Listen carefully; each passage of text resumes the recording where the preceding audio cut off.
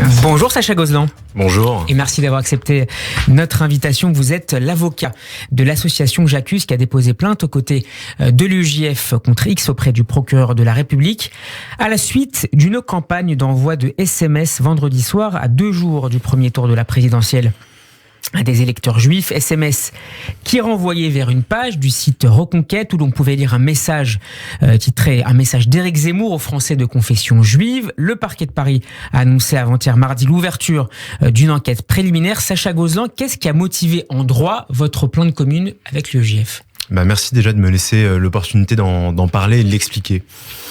En fait, il y a des articles dans le code pénal, les articles 226-16 et 226-19, qui prévoient qu'il est interdit, par la loi donc, de recueillir, de construire et d'utiliser un fichier constitué sur la base de données ethniques et religieuses sans le consentement des personnes intéressées. Et en l'occurrence, lorsque on a vu vendredi, quelques heures avant le début de la période de réserve dans la campagne électorale, plusieurs centaines d'abord, et ensuite on a appris que c'était plusieurs dizaines de milliers de personnes de confession juive qui avaient reçu ce message-là, alors qu'elles n'avaient jamais donné leur accord pour recevoir des messages de la campagne d'Éric Zemmour ou du parti Reconquête.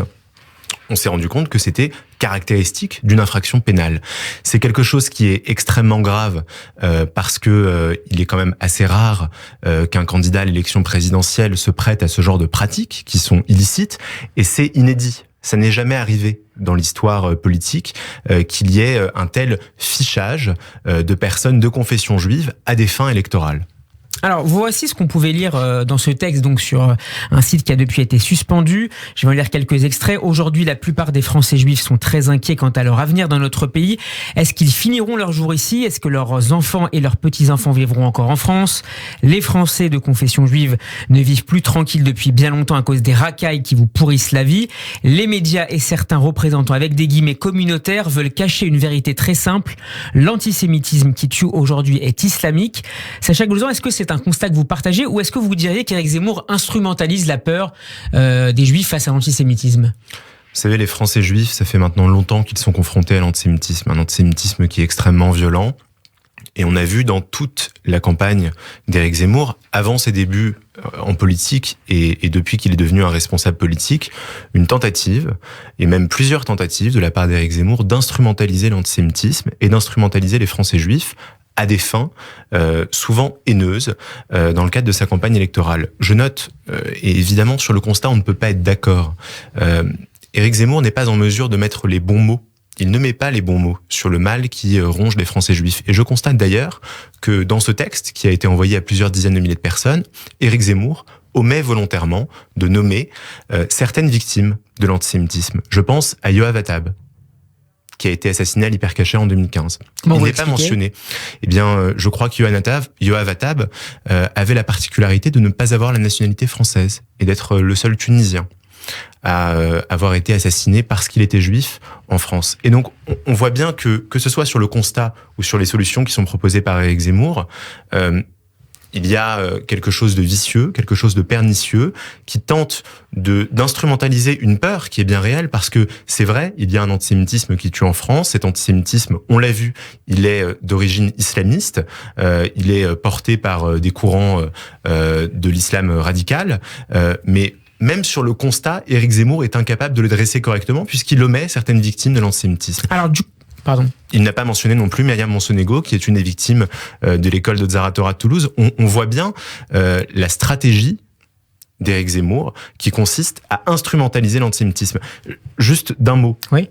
Si on avait eu un candidat comme Jean-Luc Mélenchon qui avait envoyé un fichier à des Français de confession musulmane, est-ce que vous pensez pas que toute une partie de la classe politique, et notamment de l'extrême droite, d'Éric Zemmour, de Marine Le Pen, etc., se serait levée vent debout contre ce clientélisme pendant la campagne électorale? C'est exactement la même chose qui se passe avec Éric Zemmour. Si ça avait été le cas d'un autre candidat, de Jean-Luc Mélenchon par exemple, ou d'un autre, nous aurions, je pense, réagi exactement de la même manière. Vous pensez que l'indignation est insuffisante ?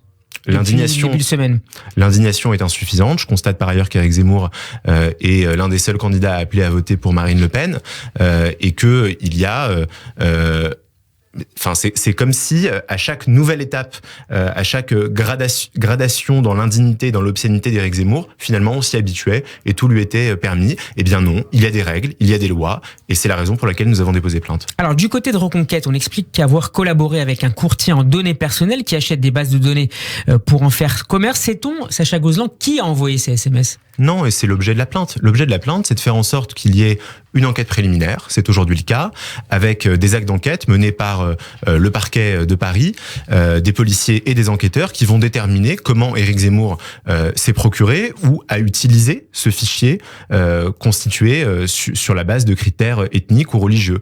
Il y a une différence entre le fait de le constituer en termes de sanctions ? Non, la sanction, elle est la même. La sanction, c'est 5 ans de prison et 300 000 euros d'amende sur le plan pénal. Et par ailleurs, il y a une instruction de la CNIL qui est en cours. La CNIL, elle a le pouvoir de prendre des mesures administratives avec des amendes qui vont jusqu'à 20 millions d'euros. Donc en réalité, ce n'est pas un petit sujet pour Éric Zemmour, ce qu'il a fait. L'équipe déléguée protection des données du parti d'Éric Zemmour, du parti Reconquête, nous a expliqué tout à l'heure que les personnes visées par ces SMS avaient laissé leurs coordonnées sur des sites ou des blogs liés aux questions d'antisémitisme en France et en Europe. À aucun moment, ces personnes n'indiquaient leur religion, explique-t-il. Est-ce que vous contestez cela ? Est-ce que finalement ça change quelque chose toujours en droit ?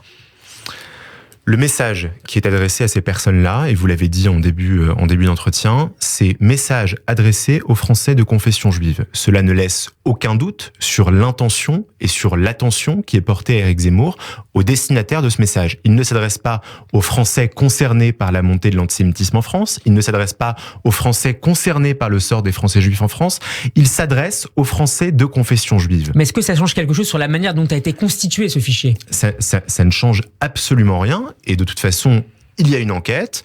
Les enquêteurs trouveront comment ce fichier a été constitué, comment il a été utilisé, à quelle fin, et il y aura un procès.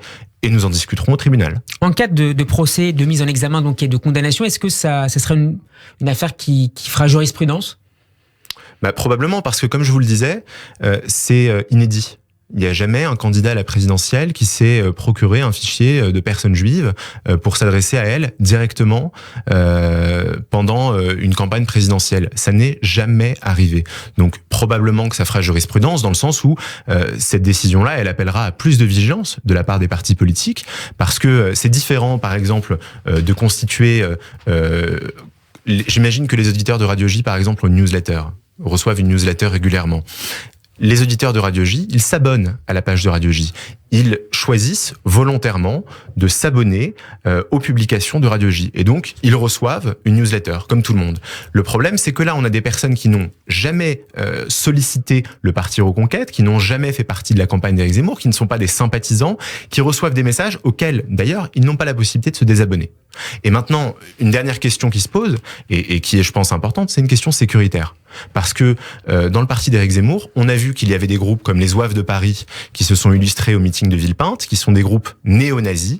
Alors, est-ce que ça signifie que ces groupes-là ont eux aussi eu accès ou peuvent avoir accès à ces données, à ces coordonnées ? Qu'est-ce qui constitue ces fichiers ? On sait qu'il y a des numéros de téléphone. Est-ce qu'il y a des adresses postales ? Est-ce qu'il y a des adresses mail ? Ça pose des questions qui sont extrêmement graves et importantes. Merci beaucoup, maître Sacha Gozlan. Je rappelle que vous êtes l'avocat de l'association J'accuse qui a déposé plainte aux côtés de l'Union des étudiants juifs de France contre X auprès du procureur de la République à la suite donc de cette campagne d'envoi de SMS vendredi soir dernier à des électeurs juifs. Qui a renvoyé vers une page du site Reconquête. Cette interview a été retrouvée en podcast sur radioj.fr et sur notre page YouTube. À très bientôt. Merci, à bientôt. Radio J.